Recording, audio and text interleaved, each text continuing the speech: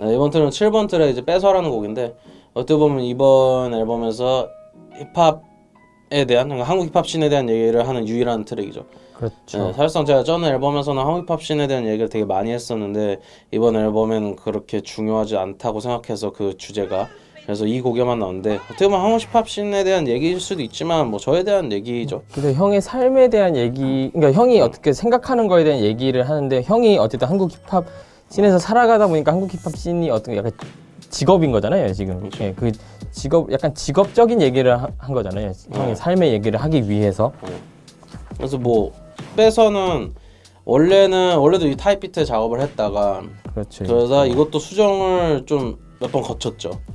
이게 초반에 타입 비트로 받았던 비트가 많이 특이했어요. 많이 특이하고 약간 좀 펑키해야 되나 좀 약간 펑키한 스타일의 비트였는데 그 형이 말하는 그 어떤 강한 어조가 굉장히 강하잖아요. 어조가 굉장히 강한 거를 이 펑키한 비트가 약간 견디지 못하는 느낌을 좀 제가 받아가지고 그래가지고 이제 편곡을 방향성을 이제 확 틀었죠. 이제 좀 더 이제 가사가 좀 더 돋보일 수 있게. 이 곡을 쓸 때 마이크 스웨거를 했었죠. 그쵸, 벌스 1만 있었을 때죠. 예, 벌스 1이 있었을 때 그 앞에 시작하는 부분이 마이크 스웨거의 가사에 약간 그러니까 이게 일종 뭐 이스터에그라고 해야 되지 않으면 그러니까 프리퀄인 거잖아요. 마이크 스웨거가 사실상 이게 그거는 이제 앨범을 발매하고 사람들이 이제 알아챌 것인가 아닐 것인가를 저희가 약간 뭐 테스트는 아니고 일종의 약간 그냥 해본 거죠 그렇게.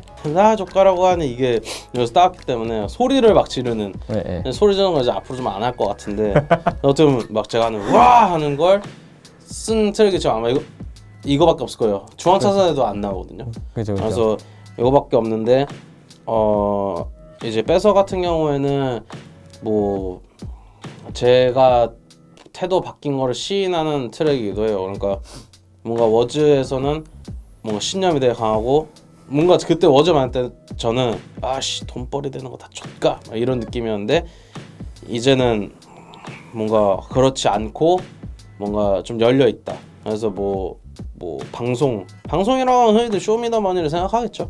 근데 이제 방송이라던가 뭔가 좀 더 열려 있는 그러니까 제 삶의 태도가 바뀌었다는 걸 시인하는 곡이에요. 그러니까 이게 다음에 나오는데 그렇죠. 다음에라는 곡에서 이제 뭔가 동생한테 못 사줘서 다음에 사준다고 얘기를 하고 뭐 결심을 해서 화가 나 있는데 그래도 지키고 싶은 신념은 있으니까 왔다리 갔다리 하는 트랙이죠. 사실상 후렴이라고 정확하게 얘기할 수 있는 구다리가 없어요.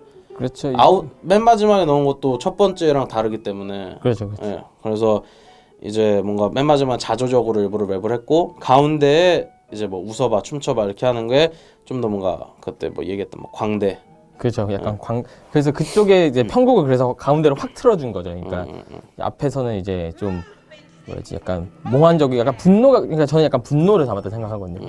약간 화남을 안에 좀 담았다가 그 중간 부분에서 이제 좀 여러 연주자분들이 거기서 이제 도움을 주셨어요. 이제 뭐 베이시스트 이현준 씨나 이제 뭐 기타리스트 김재용 씨, 그다음에 피아노에 이제 조이라는 분께서 이제 이게 재즈하게 어떤 그러니까 저는 딱 그렇게 생각해요. 형이 야 웃어봐, 춤춰봐, 뭐 랩해봐 하는 게 어떤 이제 공연을 하는 그런 약간 챔버 같은 그런 장소에서 형이 이제 시키는 약간 그런 느낌에서 그런 데서 이제 나올 법한 음악 뭐 재즈 클럽이나 이런 데서 나올 법한 음악으로 가운데를 편곡을 좀 해서 이제 연출을 한 거죠 그렇게. 그래서 이게 오히려 저는 그러니까 그 부분에서 훅이 나오는 것보다 그게 나와주는 게 좀 약간 신선할 것이다라고 좀 생각을 한 거죠. 아마 이 곡도 중앙차선랑 더불어서 가장 뭐 튀어나온 곡 중 하나이기 때문에 힙합 장르 팬들이라면 아마 좋아할 곡이지 않을까 예상하고 그렇게 생각을 하고요.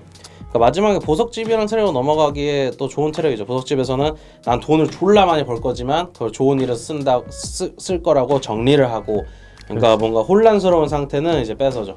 그래서 뭔가 뭐 차붐님 형님의 뭐 싸워 있는 그 대자와 소주가 달아 거기에 있는 것도 채용을 하기도 했고 그래서 아마 좀 더 듣는 재미가 있을 거라고 생각을 하고 랩을 좀 되게 폭발적이면서 자조적이 했기 때문에 그쵸. 그러면서 더 듣는 맛이 있을 거라고 생각이 듭니다. 그래서 뭐 가사 수정도 많이 했고 그 다음에 뭔가 신념이라는 게 뭘까라는 생각이 드는 거죠. 그러니까 뭔가 힙합 씬에 대한 신념보다 저는 이제 그냥 약자가 보호받고 나쁜 사람은 처벌받는 어떻게 보면 상당히 당연한 건데 이걸 꿈이라고 이야기해야 되는 시대에 어느 나라든 그 굳이 그렇죠. 한국이 아니라도 네, 그렇죠. 그런 세대에 살고 있기 때문에 뭔가 그런 걸 이야기하면서도 그래서 난 잘 될 거야 라고 얘기를 하는 거죠. 어떻게 보면 뭐 화나영의 파워랑도 맞닿는 지점이 있다고 생각을 해요. 화나영도 계속 힘을 원해 하거든요. 근데 그렇죠.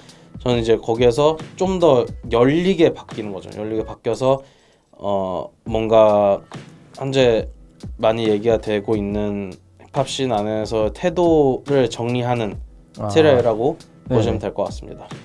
보면서 이게 저는 그러니까 가사가 처음에 가사를 받았을 때 가사 좀 아프더라고요. 딱 아프다라는 표현이 딱 맞았던 것 같아요. 들으면서 가사가 많이 아팠어요. 들으면서 이게 그러니까 어쨌든 이게 계속 형 안에서 갈라지는 거잖아요. 그러니까 모순되는 어떤 그 QM이라는 래퍼가 생각했을 때 어떤 신념에 대해서 모순되는 거를 계속 일렬로 나열하는 식의 가사 진행이잖아요. 그러면서 이런 그 나눠졌다는 것 자체가 굉장히 고통스러운 거잖아요. 그래서 그 고통이 좀 많이 느껴져가지고 들으면서 굉장히 좀 아팠어요. 뭔가 공감도 굉장히 많이 되고 저는 사실 이 앨범에 있는 가사들 중에서 제일 좋아했던 가사가 이 트랙이기도 하고요.